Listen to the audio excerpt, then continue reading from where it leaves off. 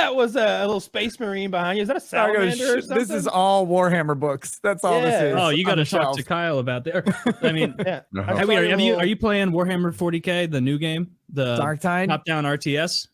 Oh, Total War Warhammer. No. I haven't played a video game since the Johnny Depp trial. I outside of I spent an hour 2 days between then and now playing. I just have not had time.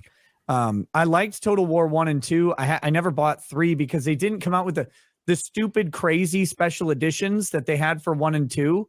They're like $200 and they came with all this shit like a dwarven drinking horn and a brood ring where it has like a D6 dice around the ring that you can spin and shit. That's cool.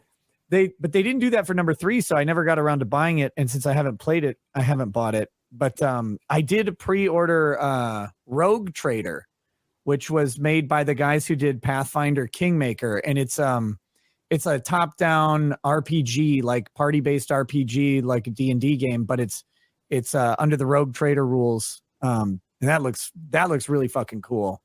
So I'm looking forward to that shit.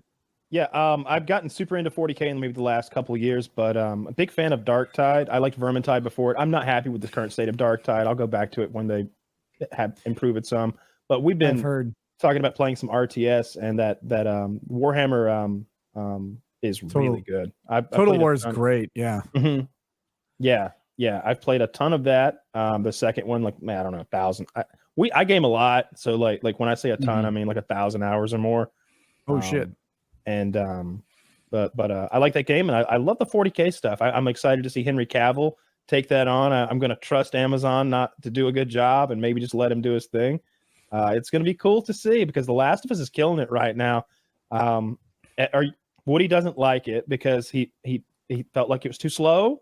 You didn't enjoy the emotional character more than development? The previous one. Two episodes ago was not that good, but the last one, I liked it. And they definitely moved the plot along, so good.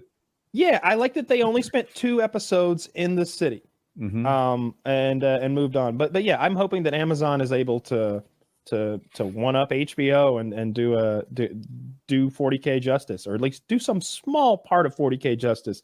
Taylor, did you finish reading the book? I finished Krieg. Which one? Wonderful. Krieg. Oh, okay. I enjoyed it. I don't think I read that one. Now that it's interesting, it shows it gives you simultaneously it tells the complete history of the Krieg, why they are what they are, and how they got that way, while telling a current tale of how they are influencing a war on a planet. So it's pretty strong, and it's not that thick. And I think that guy wrote. I don't remember the guy's name who wrote it. He's written a lot. Steve Lyons. That's who it is. He's written a ton of that stuff. Lyons with a Y, I think. Yeah. Lyons with a Y. Yeah, he's got a Y.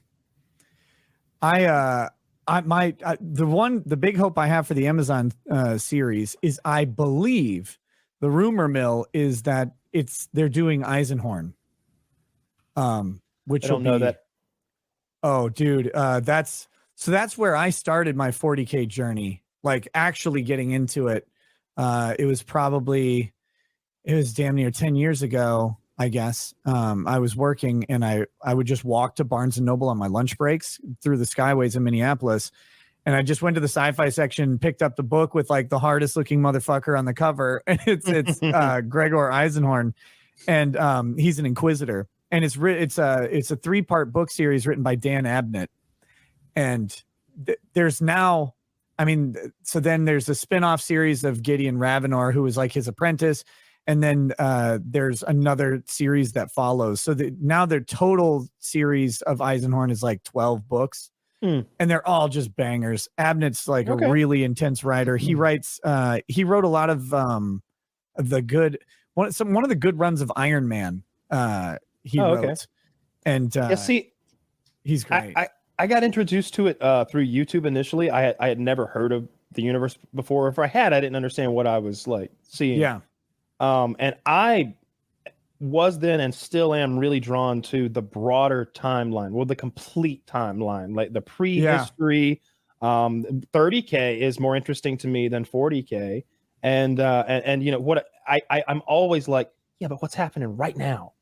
Right now, and what's the new thing going on the cutting edge is what I always want, because I want big changes. I want the Emperor to do a thing Well, you know, that's happening right now. They're writing those books because Gilliman is back. Yes. And that's the new thing. And the speculation is that the Lion is coming back, because I think that's one of the books coming out. So like the Lion is going to come back because he's been sleeping, and that's the big fucking change. Angron just came back because he was banished by what's his face, Khaldor Drago, who's fucking hilarious, by the way. But yeah, Angron just came back, and so now there's and apparently is not going to be able to be banished again to the warp. So it's going to be just a disaster. Yeah, see, I like that stuff. I like the broader timeline, and like I'm really fascinated with the Emperor and like the Thunder Warriors and like and all of that stuff, and like the deep lore. I really enjoy it, and there's so many good YouTubers that just do a fantastic job with their voice work. That there's a series about the Ogren that I love so much that made me fucking cry. Oh my god, that's a really good one. We have to get back to that, or you have to get back to that guy about us doing voice acting in one of those episodes. I would love to. Yeah, Zach, send me his email again. There's a YouTuber who wanted us to do some voice work for him. And who is it? Do you know? It's the one who did the Ogren story, right? It might He's be the one that had the old Ogren story. Yeah, like he himself is an amazing voice actor. Sure. So, that part where he's like, Mama told me someone's been bullied. It's an Ogren's job to stop them. Yep. And that's true, because Mama can't lie. and it's like he had this Forrest Gump thing where he kept saying, "And Mama don't lie." Yeah. And it's like Mama's been dead because she was on Warrior Katie. Tier. Yeah, it's like he talks about it. It's you're getting a gigantic galactic story that's epic as fuck, but from the point of view of an Ogren. So it's a very simpleton kind of view of it, which at times is charming, and other times it's really uniquely painful to listen to because he doesn't quite understand that like someone's daughter is dead because Katie has been destroyed. He doesn't quite understand. He just knows that he can't see him anymore. And like, there's lots of sad stuff like that. And it's real good because his voice acting is tremendous. I enjoy that guy quite a bit. But yeah, I got it pulled up here. Warrior Tier is the guy's name. I'll check this out. I haven't seen him before. I get drawn into I'm not the as familiar shorts. as Kyle to this universe, but like this guy does a tremendous job of getting you invested in it. The shorts are quite good if you just click the shorts on his channel because like they're these little like very digestible little instances that will get you so intrigued about a broader story. And that's what you need, right? Because it's such dense material to plow into. If you don't know where to start, it can be overwhelming, and you can like check out. And you're like, I don't know what a fucking this, that, or the other is, and you just get confused. But yeah, it's give you a good place to start. It's like one of those things that's so well done that as you're like getting emotional over it, you're like, you have the cognitive like thought to be like, I shouldn't be getting like this emotional over a big fat fake guy who misses his mama. Like, but he's great. I love the 40K universe. I want to read more books of it. Like I need to find more good stuff. I strongly suggest the Eisenhorn trilogy. The first one, Xenos, Malleus, and Hereticus. And the reason I tend to do that is a lot of 40K books like just kind of devolve into bolter porn. It's very much like chain swords and bolters and Space Marines saving the day, which is cool. Like when you're into it, but if you're not into it, it's like, okay, but like, where's the story and where's the plot moving? Xenos, he's an Inquisitor, and it makes it into like a detective story. And it's his whole arc is like a detective noir story where he goes like deep into he gets labeled a heretic, and some people like him, some people hate him, but he's talking about like dealing with this galactic fucking power who's threatening everything, called the King in Yellow.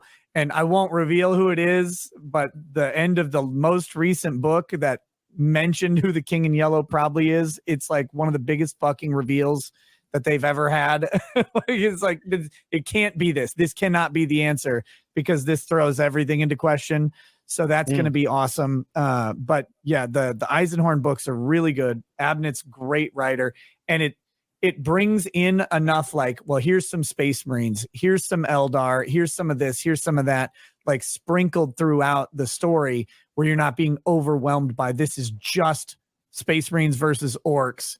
in one of the battle novels, which I love those too. But this one's, it's a lot more intricate and kind of eases you into the universe, in my opinion, really well. Yeah, I'm a lot more interested in the lore and the history of like all the different factions and everything than I am in just like, I guess what you call the fight novel. Yeah. And that was what was good about Krieg, is that there was, I mean, there's a fuck ton of fighting in these books, but like it was equally about like, you know, kind of the A-B storyline of like, you got the origin of the Krieg, you got kind of the what they're doing. Origin now. of the Krieg is so cool. I love that story. That ruthless sort of like just. Well, you develop infantry, or not infantry. You develop a lot of empathy for the like infantry Krieg guys throughout it, because they kind of start. I mean, I kept feeling bad for them. They felt like fucking that's like shitty life. Death is a blessing, right? It's like every time one of them would die. How can you not feel bad for someone who thinks that death is like a blessing? Well, I mean, I guess their world is fucking. They never take horrid. that fucking mask off. Again, they're never going home. They need their breath's bad. Home. Oh, their breath. They have to be so much acne. Like, you don't get to take that shit off, dude.